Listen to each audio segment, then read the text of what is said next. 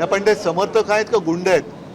आणि ही जर का परिस्थिती या राज्याची आली असेल तर मग विधान भवनाला अर्थ काय? ज्यांनी त्यांना पास दिले त्यांच्यावरती कारवाई झाली पाहिजे, मग तो कोणी असेल ज्यांनी त्यांना पास दिले त्यांचं नाव आलं पाहिजे समोर, कारण हा अधिकार शेवटी अध्यक्षांचा असतो.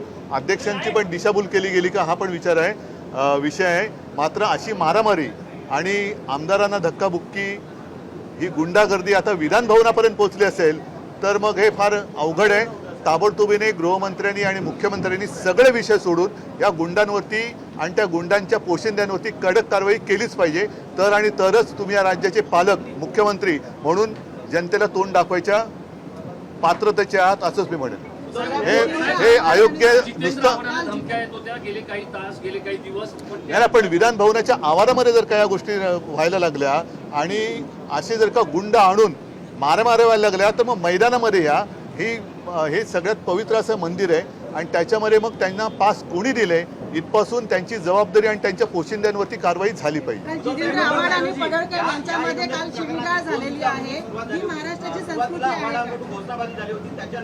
बघा, विधान भवनाच्या बाहेर हा एक विषय आणि विधान भवनात या प्रांगणामध्ये जे काय होतं हे अत्यंत गंभीर आहे.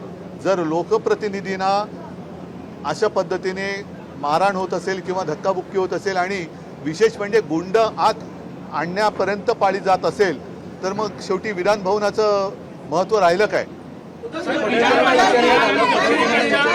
त्यांचं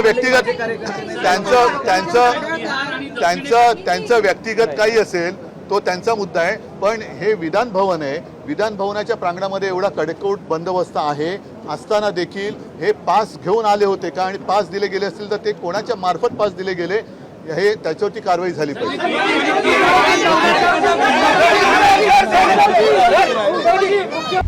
आता isakal.com आहे देशातील नंबर 1 ची मराठी न्यूज वेबसाईट. प्रत्येक अपडेटसाठी isakal.com ला नक्की भेट द्या.